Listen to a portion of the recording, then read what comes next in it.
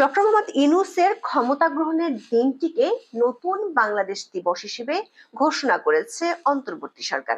এর মধ্য দিয়ে গণ অভ্যুত্থানের চেয়েও গুরুত্বপূর্ণ করে তোলা হয়েছে আওয়ামী লীগ সরকার পতনের 3 দিন পরে অন্তর্বর্তী সরকারের শপথের দিনটিকে। রাষ্ট্রীয়ভাবে প্রয়োগ করা হয়েছে বহুল আলোচিত সেই রিসেট বাটন। ডক্টর ইউনূসের সরকার ক্ষমতা নেয়ার আগে সবকিছু হয়েছে অতীত, নতুন করে যাত্রা শুরু হয়েছে বাংলাদেশের। ক্ষমতা নেয়ার পরপরই দ্বিতীয় স্বাধীনতার ঘোষণা দিয়েছিলেন ডক্টর মোহাম্মদ ইউনূস। প্রায় 1 বছরের মাথায় এসে সেটাই ঘোষিত হলো রাষ্ট্রীয়ভাবে।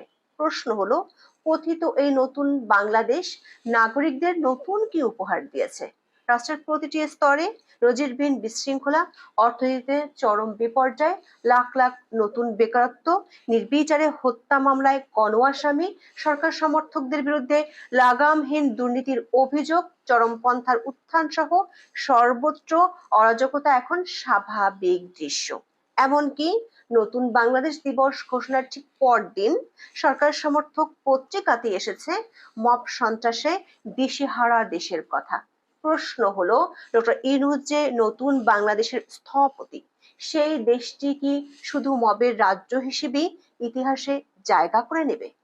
চলুন যাওয়া যাক বিশ্লেষণে। 2024 সালের 5ই আগস্ট শেখ হাসিনা সরকারের পতন হয়।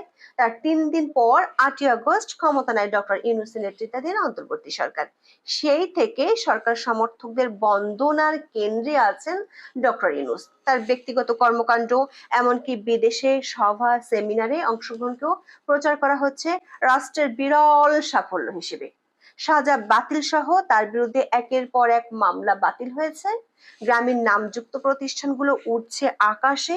কর ছাড় থেকে শুরু করে নতুন নতুন লাইসেন্স পাচ্ছে তার গ্রামীণ কিংবা ইউনূস সেন্টারের আওতাধীন বিভিন্ন প্রতিষ্ঠান। সরকার সমর্থক কিংস পার্টি থেকে শুরু করে উপদেষ্টা পরিষদ, সবখানেই চলছে ইউনূস বন্দনা। এর ধারাবাহিকতায় সবশেষ সংযোজন হলো 8ই আগস্টকে রাষ্ট্রীয়ভাবে নতুন বাংলাদেশ দিবস হিসেবে ঘোষণা। অর্থাৎ ডক্টর ইউনূসের ক্ষমতারোহণকে এখন থেকে উদযাপন করা হবে রাষ্ট্রীয়ভাবে। মন্ত্রিপরিষদ বিভাগ 25শে জুন এ সংক্রান্ত পরিপত্র জারি করে। এতে বলা হয়, সরকার 8ই আগস্টকে নতুন বাংলাদেশ দিবস হিসেবে ঘোষণা করেছে। প্রতি বছর এ তারিখকে নতুন বাংলাদেশ দিবস হিসেবে পালনের জন্য জাতীয় ও আন্তর্জাতিক দিবস পালন সংক্রান্ত খ শ্রেণীভুক্ত দিবস হিসেবে অন্তর্ভুক্ত করার সিদ্ধান্ত নিয়েছে। সিদ্ধান্তটি যথাযথভাবে প্রতিপালনের জন্য সংশ্লিষ্ট সব মন্ত্রণালয়, বিভাগ ও সংস্থাকে ব্যবস্থা নিতে বলেছে সরকার। এর পাশাপাশি 5ই আগস্টকে জুলাই গণ অভ্যুত্থান দিবস এবং 16ই জুলাইকে শহীদ আবু সাইদ দিবস ঘোষণা করে আলাদা পরিপত্র জারি হয়েছে। দর্শক, আন্দোলনের একটি সরকারের পতনের 3 দিন পর বিশেষ পরিস্থিতিতে আদালতের অনুমোদন সাপেক্ষে ক্ষমতা নেয় অন্তর্বর্তী সরকার। সেই ক্ষমতা গ্রহণের দিনটিকে কেন একটি নতুন দেশের সূচনা হিসেবে দেখা হবে?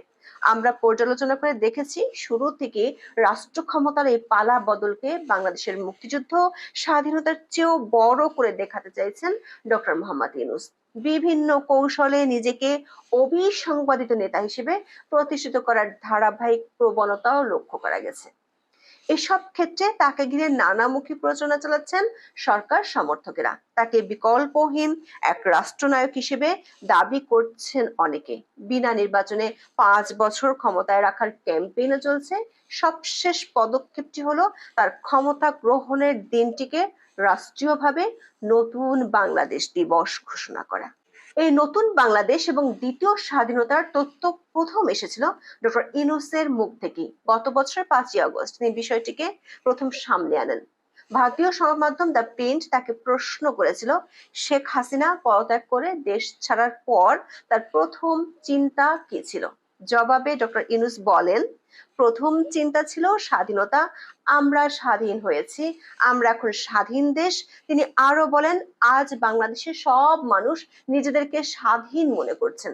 দেশের সর্বত্র এখন দ্বিতীয় স্বাধীনতা অর্জন উদযাপিত হচ্ছে। ওই সাক্ষাৎকারে ডক্টর ইউনূস তার ক্ষমতা নেওয়ার কোনো ইঙ্গিত দেননি, বরং বলেন, নেতৃত্ব দেওয়া উচিত তরুণ সমাজের।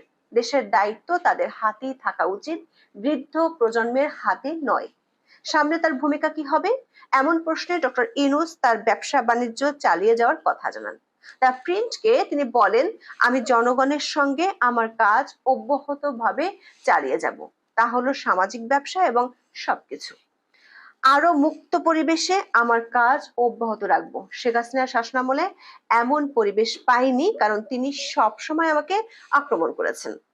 দর্শক, এখন আমরা জানি ডক্টর ইউনূস ওই সাক্ষাৎকার দেওয়ার আগেই তার ক্ষমতার মসনদে বসা নিয়ে সমঝোতা প্রায় চূড়ান্ত হয়ে গিয়েছিল। প্রশ্ন হলো, ডক্টর মোহাম্মদ ইউনূস 5ই আগস্টে দ্বিতীয়বার স্বাধীন দেশের ঘোষণা দিয়েছিলেন, তাহলে প্রায় 1 বছর পর এসে তার সরকার কেন 3 দিন পর অর্থাৎ 8ই আগস্টকে নতুন বাংলাদেশ দিবস হিসেবে ঘোষণা করছে?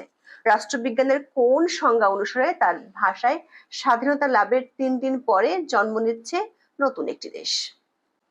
দর্শক, ক্ষমতা নেয়ার দিনেও গণ আন্দোলনকে দ্বিতীয় স্বাধীনতা হিসেবে দাবি করেন ডক্টর ইউনূস। জাতির উদ্দেশ্যে ভাষণে তিনি বলেন, আজ দ্বিতীয়বার যারা স্বাধীনতার স্বাদ আমাদের সবার জন্য সম্ভব করলো, সেই বৈষম্য বিরোধী ছাত্র আন্দোলনের শহীদ ছাত্র জনতাকে এবং এতে আহত অসংখ্য আন্দোলনকারীকে স্মরণের মাধ্যমে দেশবাসীর পক্ষ থেকে তাদের সম্মান জানাচ্ছি। তাদের দুঃসাহসিক আত্মত্যাগ, সাহস ও সারা দেশকে ঐক্যবদ্ধ করা ছাড়া এই স্বাধীনতা অর্জন কখনোই সম্ভব হতো না। অর্থাৎ ক্ষমতা নেওয়ার আগে, ক্ষমতা নেওয়ার দিনে, এমনকি তার পরেও বহুবার দ্বিতীয়বার দেশ স্বাধীন হওয়ার তত্ত্ব দিয়েছেন প্রধান উপদেষ্টা। এর পাশাপাশি সমর্থকরাও কণ্ঠ মেলাচ্ছেন তার সঙ্গে। আন্দোলনের শীর্ষ নেতারা 24 সালকে 71-এর চেয়েও মহান হিসেবে দাবি করছেন। আর গত 10 মাসে দেশ জুড়ে চলছে মুক্তিযুদ্ধের স্মারক ও ইতিহাস ধ্বংসের মহা উৎসব। অপমান লাঞ্ছনার শিকার হচ্ছেন মুক্তিযোদ্ধারা।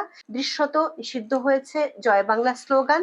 জাতীয় দিবসের তালিকা থেকে বাদ পড়েছে 7ই মার্চ ও জাতীয় সংবিধান দিবস, 15ই আগস্টের মতো দিনগুলো।